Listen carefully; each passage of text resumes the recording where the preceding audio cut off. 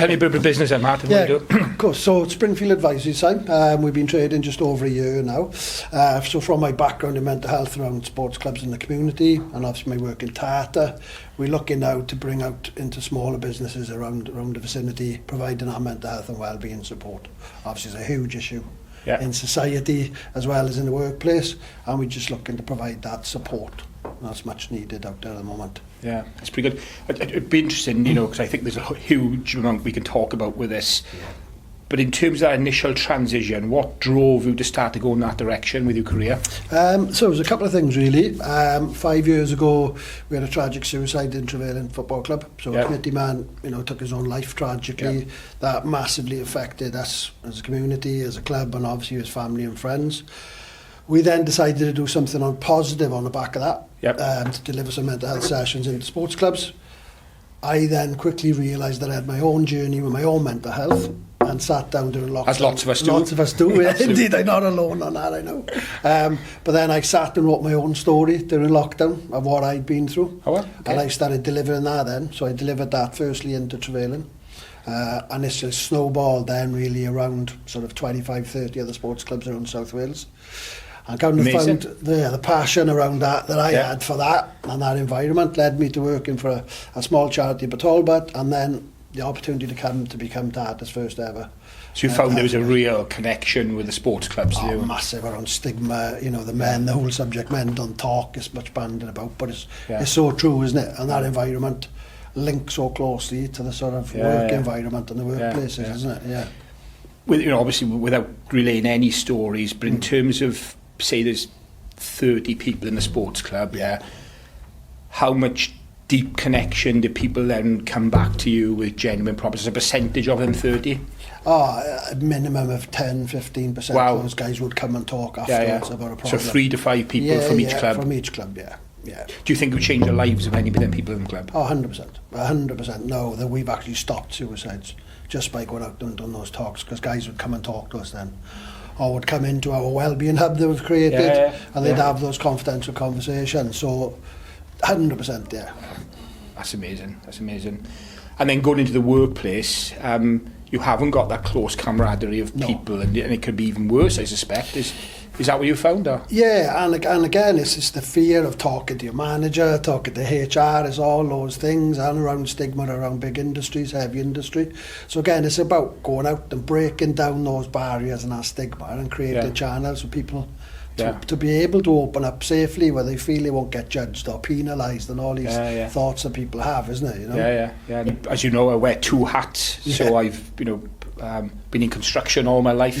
And we can certainly reflect and talk about that, and wearing my new hat now in technology. And I think there's a real genuine opportunity to support the mental health position, particularly in construction, engineering, infrastructure, with technology. And I don't think that's a largely untapped avenue at the moment.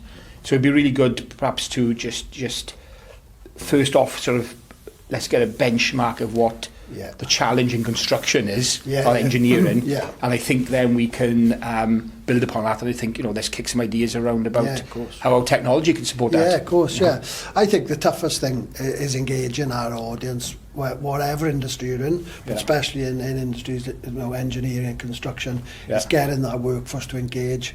How you get them to engage? How do you get them, for want of a better word, off the job to come and sit and listen? So how do we reach out and access them? And I think that's where technology comes in, but it's got to be in a way that people are comfortable, accessing that. So when you come in to support an organisation, what does your service look like? So it's pretty bespoke really, but the core of our service at Springfield is an online portal. So a business will subscribe to the portal, and then every member of staff can log into that portal, where there's extra resource on that's on our landing page. But we do also offer then, a one-to-one service and further services into counselling and stuff if needed. So that portal obviously increases that access to everybody and anybody then. Yeah, that's good. You see every day on LinkedIn or every day in the construction world, incredibly sadly that another person has lost their life to mental health, and that's just barely touching the surface, I suppose, of the impact it has. So this is where my creative head comes on. You know, how can we make a difference? Yeah. So if you look at what we do as Intuety, is about, you know, corporate knowledge. Yeah. It's about risk management. Yeah. So why couldn't we build into our large knowledge model, into Serin, all activities, risks from a mental health perspective associated with that, and potential control measures. Yeah. When you identify a risk has got to a certain point, hang on, you know, a control measure is you should be speaking to a counsellor. Yeah. But that could be various layers before that. Yeah. So I think that'd be hugely powerful. Yeah. So is there a repository of activities relating to mental health risks and controls that exists that we can ingest, and then so when somebody's undertaking a risk assessment or accessing their corporate knowledge on something, it immediately signposts and directs them and assesses that risk over the platform?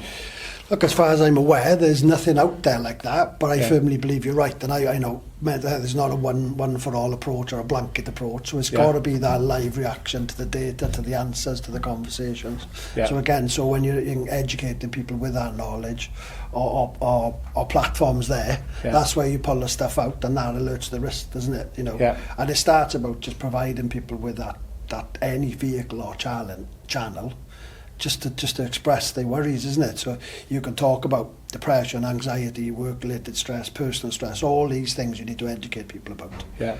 But the key for me is just showing them it's okay to talk, because you can educate once you've got them to talk, got that culture. So I was thinking about something like, I don't know if they're a competitor of what you do or they're related, or something like Mates in Minds. Yeah. You know, are there either organisational, because we can ingest from operational procedures and standard operating procedures, and we extract then all the pertinent parts and put them into the large knowledge model. So is there documented procedures, processes, lessons learned out there that we could use to populate our knowledge model? So I have this vision, whereby you know, somebody within a work position is undertaking an activity, whatever that might be. It could be rolling steel on the mill, and then it sees another other activities are taking place at the same time. That would then instigate that person could be stressed because of workload or something, or they're working excessive hours, which would indicate, you know, a certain anxiety stress level, and then it could be relatively levels of controls need to be put in place around that. So if there was enough base documentation existed, you know, whether that's government guidelines, some sort of charitable institute guidelines, sports industry guidelines, your guidelines. I think if we had that core corpus of data, we could ingest that, and I think we could then measure the improvements we win, and it could even be one of some of the points in there could be signpost them to yourself, perhaps. You know, what's your thought on something like that? I think the HSE is a great point of reference. You know, they collect a lot of stats around a lot of topics. Mental health and well-being is one of those, and the effect that has on the industry, the effect it has on workplace, loss of time, accidents, injuries. So that's a great point of reference where you know it's trustworthy knowledge that you're getting.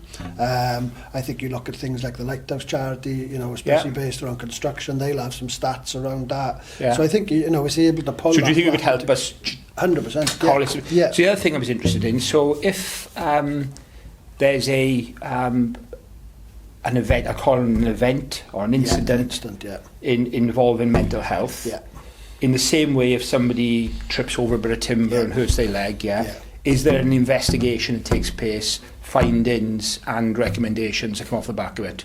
Not in the industries I've worked in. Do you know what? I think that's a huge gap. I think that's a game-changing conversation, but that. I do, because I feel when we have an incident, whatever industry you're in, a question should be asked, and whether I don't think it is asked enough or properly in detail.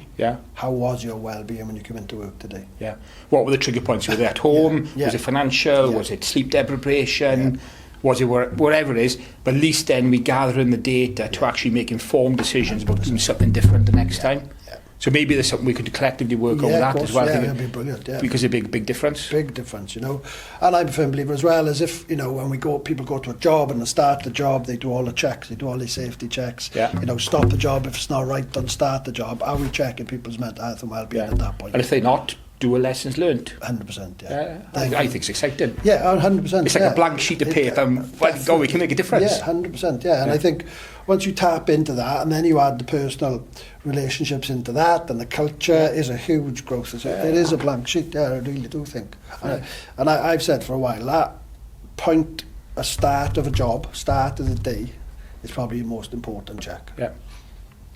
So, interestingly then, thinking about the reluctance of construction workers, per se, to share their mental well-being, if it becomes part of a formalised risk assessment programme, does it normalise it? Does it make it acceptable? Well, I've got to do this work now. It tells me I've got to do it. Of course, and becomes part of my daily work activity.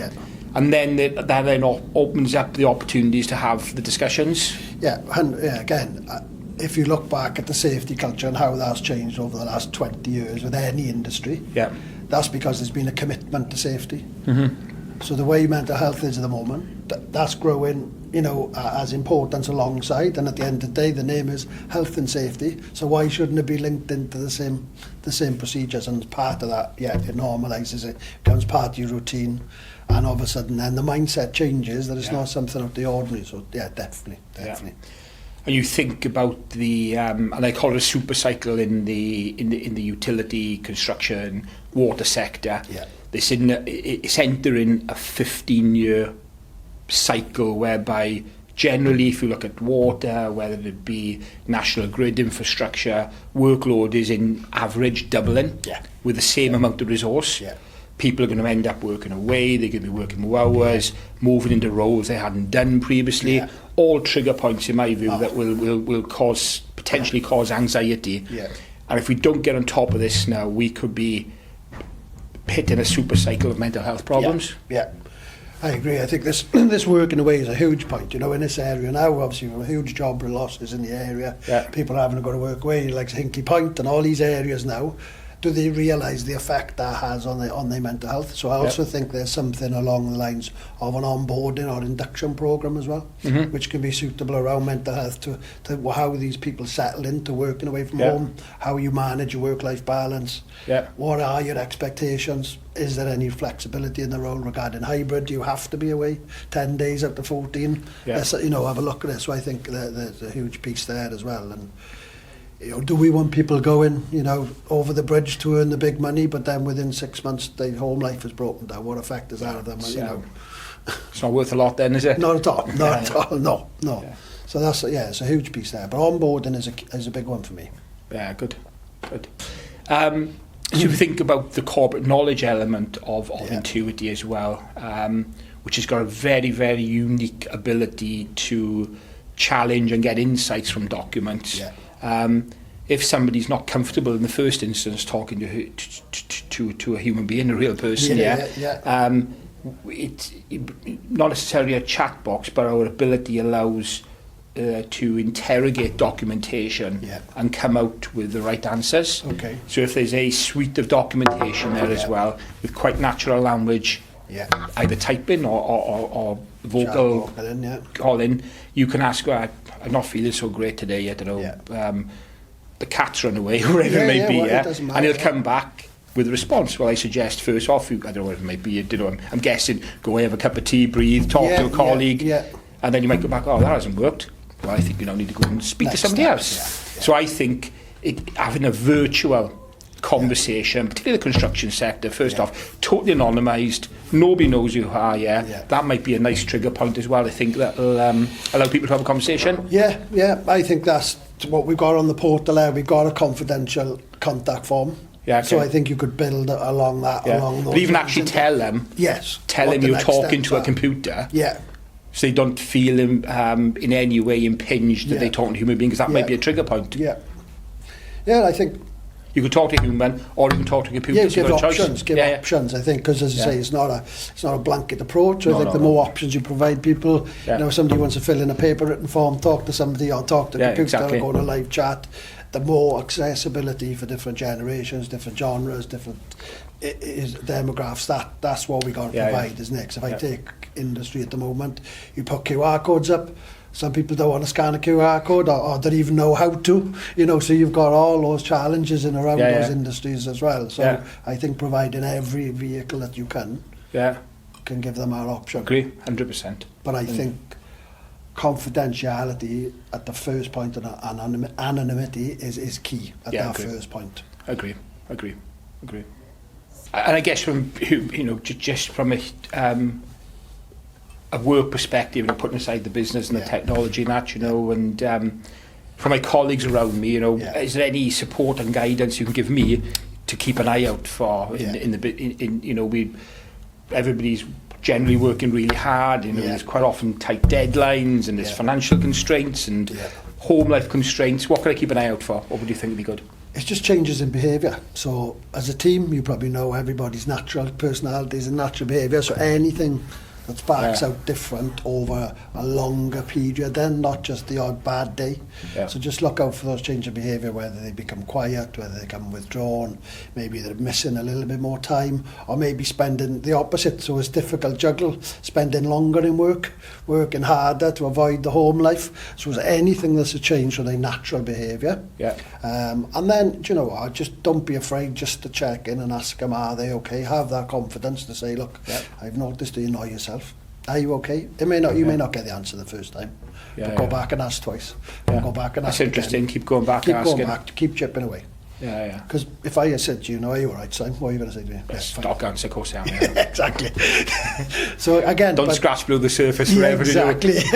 But again, for leaders as well, that's a big challenge. Mental health culture in leadership as well. So we say that culture's got to start at the top, but who supports the leaders? Are you likely to go to one of your team to say, I'm having a bad day or things ain't great? Probably not, because you've got to be that face and you've got to be that person.